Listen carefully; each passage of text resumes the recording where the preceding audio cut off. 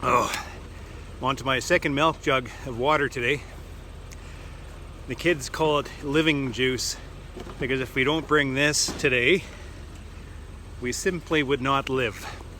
I don't know how warm it is, but it's got to be above 30, calm and humid. It's, holy man, is it ever hot. We are sweating buckets. And Sandy says it's a good thing drinking so much water because I'm not feeling very well. I feel like next to death, actually. Well, actually, she says two things. She says I should be taking the day off. But other than that, she says drinking so much water is actually good for me.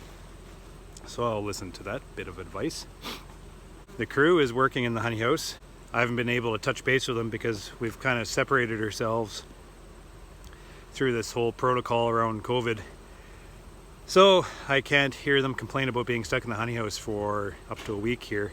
As soon as we get our test results back, I'm certain that we just have a really bad cold or flu. It's just we have to be mindful of the environment we're in right now, so we follow procedure. They'll be out in the yards. Next week is probably a good thing that we haven't been exposed, or they haven't been exposed to us through this last week, or they'd be coming down with this flu too. So it keeps our honey house running. This yard did very well. This is one of my nuke yards. I was going to sell it, but I decided to hang on to a little bit of my bees. And it's kind of now regretting that I sold some of my hives because those are my best bees. This hive, I didn't find a single blank spot within the entire yard. It's kind of nice. And they have all, we pulled 5 boxes off them earlier, and now they have 3 boxes right packed full. A lot of that has to do with the flow that was in the area. But it also has to do with the bees. So I don't think I'm going to sell too many bees next year because it kind of got me out of my whole routine. This whole thing around COVID, when it first come in, decided to sell some bees just because, well, I had lots. And take the money now or take it later with honey, right? But it also threw a little bit of a loop in with taking those hives, those top performing hives, and putting them into the apiary and then pulling out the older ones. So maybe because I didn't have that huge surplus of young stock to filter into the apiary, maybe I didn't pull out as many older hives as I wanted to. And maybe that's what I'm seeing right now.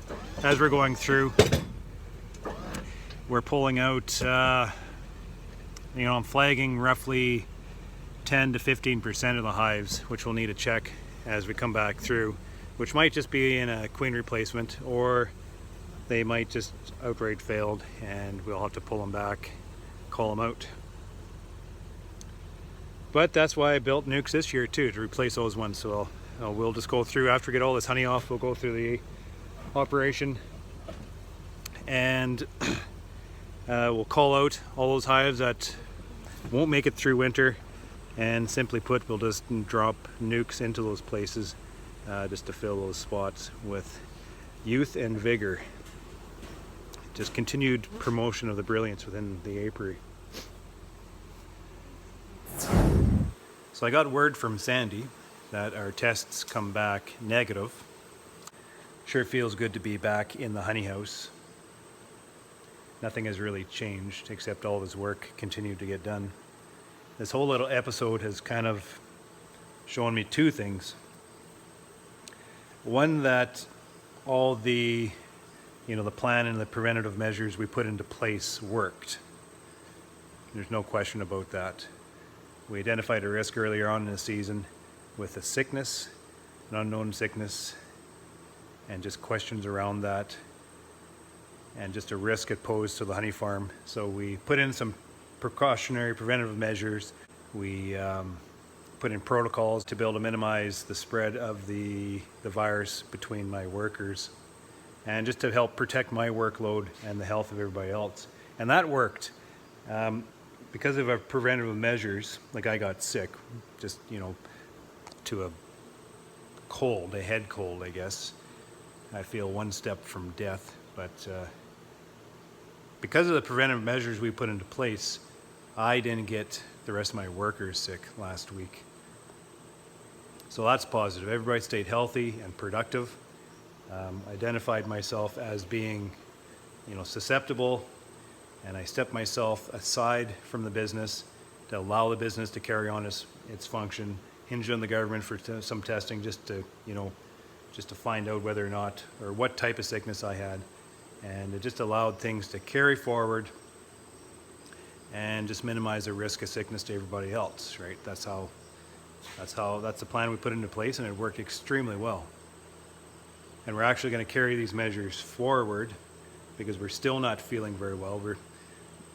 We're going to carry on with the same work strategy as we began the week. I'm hinging on that I've hired my son and my daughter, who all got sick with me at the same time, and we're going to remain away from the rest of the crew for the rest of the week until we kick this cold. And we can't be in the honey house anyways, because we can't be sneezing and coughing while we're trying to process the honey. It's just not in the books. But the other thing it's shown me that I don't really need to be here to do all this work all the time. Delegation is probably one of the hardest things for beekeepers to accept. Just being able to pass that workload on to others to be able to do that work for you, so you don't have to do it yourself. And I'm a control freak myself. I like to control everything. I like to do everything. And I'm a workaholic, so I'm always working and just making things work the way I want them to. And it's hard for a guy like me to be able to step back and let others in to be able to do the job that I want done. So a situation like this, I was forced myself to completely step back from the operations of the honey house. I was not even in visible we staggered our start and end through these days, so the crew came in and we come in an hour after, the crew left and we left an hour after, so we just kind of staggered things, so there was no mingling whatsoever between us and the other crew running the honey house here. And it just shows that the crew is capable, and like I have Carrie in charge to run operations and she is doing a fantastic job. So, just step back and let her do the work, right? And the guys I have in to help her do the work are, you hire good guys, that's the key to it all. You hire good guys, you train them, and you let them work. Whew. So at any rate, it's just as hot in the hot room here as it was outside all day. I think I'm going to go in and maybe relax for a couple hours before I forklift these into storage tonight.